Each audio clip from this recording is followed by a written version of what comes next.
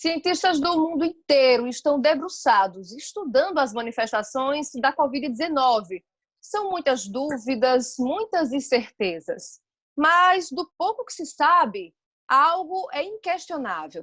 Essa doença se manifesta de diversas formas, desde maneiras mais leves, a exemplo dos quadros assintomáticos, até formas mais graves que levam à morte rapidamente. E no programa de hoje, no Viva a Saúde de hoje, nós vamos conversar um pouco sobre essas diferentes formas de manifestação. Vamos conversar com pessoas que vivenciaram na pele essa doença. A gente vai conversar com Elson Júnior, jornalista, que está aqui conosco. Seja bem-vindo, Elson. Muito obrigado, Mirna, e a todas as pessoas que estão assistindo a gente agora nesse momento. Danilo Barros, vamos conversar com Danilo também, funcionário público. Danilo, que teve uma forma moderada, Danilo, do Covid-19. Seja bem-vindo, Danilo. Obrigada pela participação. Quem agradece sou eu pela oportunidade de poder contribuir com a sociedade. Com certeza. É importante demais ouvir testemunhos de pessoas que tiveram Covid-19, porque a gente sabe de uma coisa, apesar dos números serem absurdos, crescerem assustadoramente, existe uma grande parcela da população que ainda não vivenciou isso, que a gente espera, inclusive, que não vivencie. Então, é importante que realmente conheçamos as mais diversas formas dessa doença se manifestar. Elson, você chegou a ter a forma assintomática, inclusive, Elson está de quarentena. Conta um pouquinho da experiência, Elson, para a gente. Como é que você descobriu que está com a forma assintomática? Olha, eu descobri porque eu iria viajar para o interior para passar o Dia das Mães com a minha mãe, né? Eu sou natural do Cariri paraibano, lá de Sumé, e lá na cidade não tem nenhum caso ainda confirmado. E aí me veio aquela coisa, sabe? Coisa bem do íntimo mesmo. Eu digo, foi Deus que tocou meu coração para eu fazer o exame. Eu disse, vou fazer, porque vai que eu esteja, né? Resultado, eu fui na quarta-feira, fiz o exame e, para minha surpresa, atestei positivo, né? Sem ter nenhum sintoma. Eu não tinha febre, eu não tinha tosse, não tinha dor de garganta. E aí fui aconselhado a ficar em casa, permanecer em casa e fazer outros exames também para ver como era que estava se comportando, né, o vírus dentro de mim. Eu cheguei a sentir ainda há alguns dias um gosto amargo na boca. Eu não sei se o Danilo também sentiu isso. Em alguns momentos minha boca ficava amarga e é a única coisa que eu percebi, né? Mas tirando isso, não. Então eu descobri, e graças a Deus, eu tive como livramento, porque acabei não indo viajar, né, por conta disso. Então não transmiti isso para minha família, para as outras pessoas no trabalho. Graças a Deus eu consegui e estou vivenciando isso da forma mais branda, né? Sem sentir nenhum sintoma, dormindo bem. Agora tem um detalhe também. Desde que começou toda essa história, eu comecei por conta própria mesmo, a todos os dias de manhã, espremia um limão, um copo d'água, tomava em jejum, todos os dias. Pois é, Elson, e no seu caso, você é jornalista, né? Que é uma das áreas que grande parte dos profissionais continua trabalhando normalmente. Você estava lá trabalhando no seu ambiente e corria o risco de transmitir para outras pessoas. O caso assintomático, né? Não sente sintomas, porém transmite a doença. Então foi muito bom, né? Você ter descoberto isso a tempo, ter descoberto isso cedo e poder ficar mais recluso em casa, né? Sem dúvida alguma, né? Eu estava indo para o trabalho e, claro, com precaução, estava indo com máscara, também ia ao supermercado com máscara. E eu fico imaginando quantas pessoas igual a mim não existem, né? Várias pessoas, né? Inúmeras pessoas igual a mim. Então, você está por aí transmitindo sem saber, sem sentir nada. Eu tenho relatos de um amigo que também foi assintomático. Tenho relatos de uma outra amiga, ela não tá, mas o filho tá, sabe? Então, é muito complexo. E por isso que o ideal realmente é o distanciamento social, é você ficar guardado. Porque não dá para saber quem tá e quem não tá. Não dá, não adianta. Pela cara, não vai saber. Não vai saber, não dá para saber. E nem por sintoma também. Porque eu, por sintoma, eu não sentia nada. Então, eu me considerava uma pessoa saudável. Apesar disso, usava-se máscara, tomava essas precauções, mas estava vivendo como todo mundo que está no isolamento agora, que de vez em quando vai no supermercado, que de vez em quando vai na farmácia, enfim, essas coisas. Graças a Deus que eu consegui identificar a tempo, né? E ficar guardado em quarentena. Pois é, que é justamente isso que a gente bate tanto nessa tecla, a imprensa inteira bate nessa tecla, os profissionais de saúde batem muito nessa tecla da importância do isolamento, justamente porque casos como o de Elson, eles está espalhado por todos os lugares, nos mercados que a gente frequenta, nas farmácias que a gente frequenta, em qualquer ambiente, nos ambientes profissionais que porventura estão funcionando. Esses casos realmente eles estão espalhados em todos os lugares, a gente não tem como identificar, não é culpa das pessoas que tiveram a forma assintomática, não é culpa deles também, né? E também por outra questão, existem poucos testes. Não existe uma testagem em massa no país. Então, realmente, não podemos nos confiar. A gente precisa realmente se proteger de verdade, desconfiar mesmo de todas as pessoas, é manter realmente o isolamento social, porque não há como ter certeza se as pessoas, por mais saudáveis que pareçam, que elas não estão doentes. Agora, a Elson teve a forma mais branda, né? Que inclusive está passando por esse momento ainda, né, Elson? Você está na quarentena ainda. Eu ainda estou na quarentena. Amanhã fazem uma semana que eu já... Hoje fez, né? Hoje é o 7º dia que eu estou.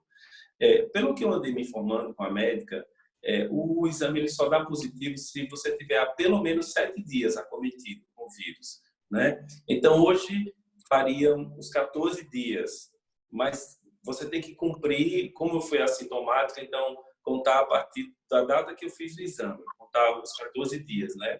E daí eu vou fazer o exame de novo para ver se o meu IgG dá positivo, porque se o IgG der positivo é sinal que eu já tive o vírus, fui acometido, mas não transmito mais para ninguém, ele não está mais no meu corpo, e aí eu vou poder, pelo menos, voltar em parte com o meu novo normal, né? Voltar ao trabalho com segurança, e, aliás, com máscara, com tudo que tem que ser feito, né? Mesmo quem já contraiu o vírus também tem que tomar cuidado, porque mesmo que você não transmita mais, mas você pode, de repente, tocar em alguém que está infectado. Carregar o vírus, né? Carregar, né? Carregar o vírus para outra pessoa, né? Que você não infecta mais, né, a saliva, enfim, porém você carrega como uma superfície qualquer pode transmitir, né? O corpo da gente acaba funcionando como uma superfície transmissora, né, de toda forma. Realmente é importantíssimo isso de manter os cuidados, né, mesmo após ter passado aí pelo coronavírus, pelo Covid-19. Danilo Barros. Danilo já teve uma história bem complexa, não é mesmo, Danilo? Eu estava conversando antes da gente começar nosso bate-papo, que eu me emocionei muito com a história de Danilo, porque foi logo no início dos primeiros casos que foram aparecendo aqui na Paraíba, aqui em João Pessoa. Danilo, ele perdeu a esposa, né, Késia, perdeu a esposa, foi uma das primeiras vítimas aqui em João Pessoa. Inclusive, o teste de Késia chegou a ser negativo, né, para o Covid-19 e todo mundo se comoveu bastante com a história deles. Depois, Danilo adquiriu também o Covid-19, enfrentou a doença e depois teve um resultado positivado para a morte da esposa. É isso mesmo, Danilo? Errei alguma coisa? Explica para a gente como é que foi. No meu caso, o primeiro quem sentiu o sintoma fui eu. Estava no trabalho e de uma hora para outra me deu uma fraqueza no corpo.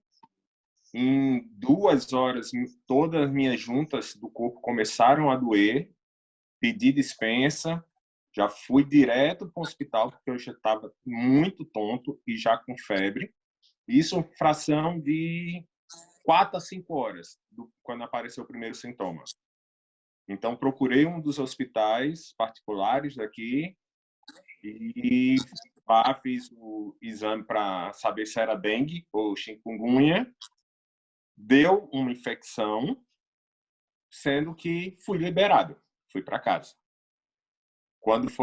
Isso foi numa quarta-feira. Na quinta-feira, amanheci pior ainda, fui novamente para o mesmo hospital, onde só fui medicado e liberado novamente. Estava no início, eu acho que nem os próprios médicos estavam esperando isso. E quando foi na sexta-feira, minha esposa começou a ter os mesmos sintomas, sendo que ela veio de uma forma até mais agressiva. Ela rapidamente também sentiu mal, os mesmos sintomas que eu, e os sintomas: tontura, febre, dor de cabeça, dor na garganta, muita tosse, zero apetite. Passávamos o dia deitado, sem força para se levantar. E quando foi no domingo, fomos ao hospital, eu e ela, onde foi constatado novamente que estávamos com uma virose, sendo que essa virose não tinha sido aprofundado para saber o que era. E fomos mandados para casa. Neste dia, como a gente ainda não imaginava, nunca passou pela nossa cabeça que nós estaríamos sendo um dos primeiros casos daqui de João Pessoa, a gente ainda foi para a casa da família dela, fomos almoçar lá.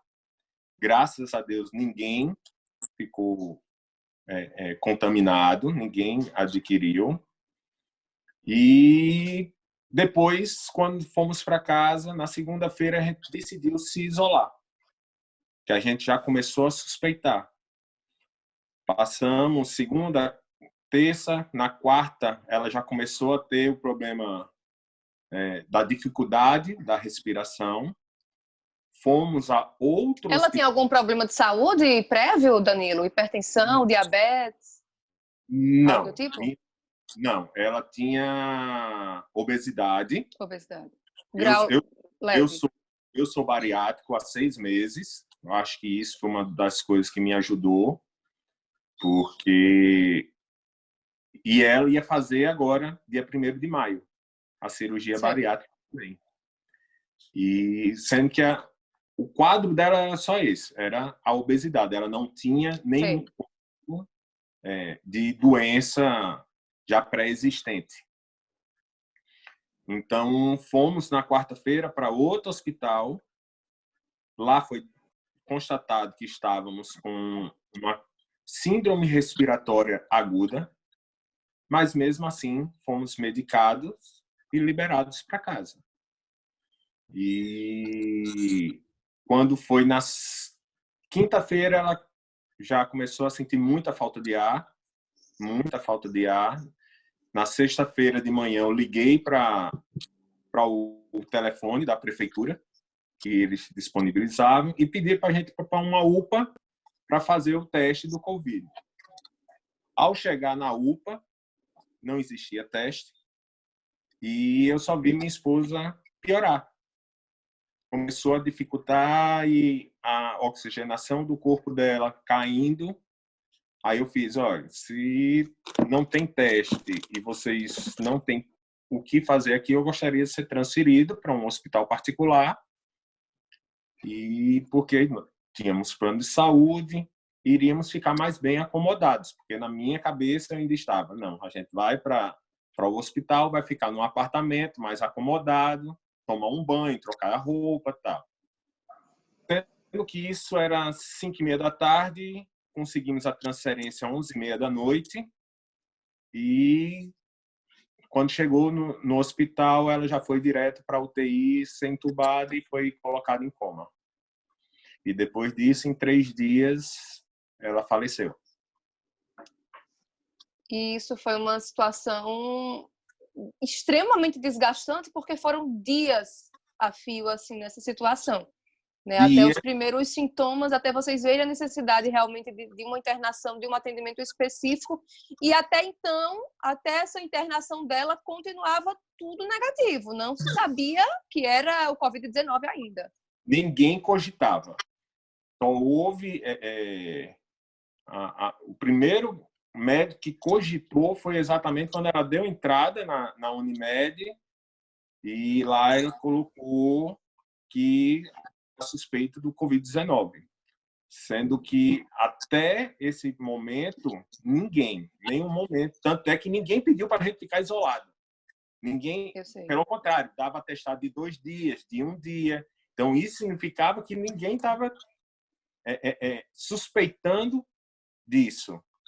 E uma das coisas que eu até friso para todo mundo, que não sei se é um erro ou uma falta de explicar à população, o risco que eu escuto muito o Ministério da Saúde dizer: se está com sintomas leves, fique em casa. Só procure um hospital na falta de um ar.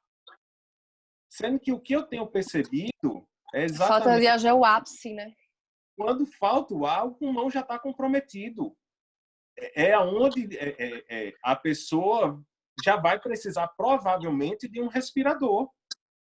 Então, eu acho que o erro está sendo exatamente aí. Se as pessoas estão com sintomas moderados, não falo os leves, mas pelo menos moderados, eu vim descobrir que eu estava com a pneumonia 2 dias depois que ela estava internada.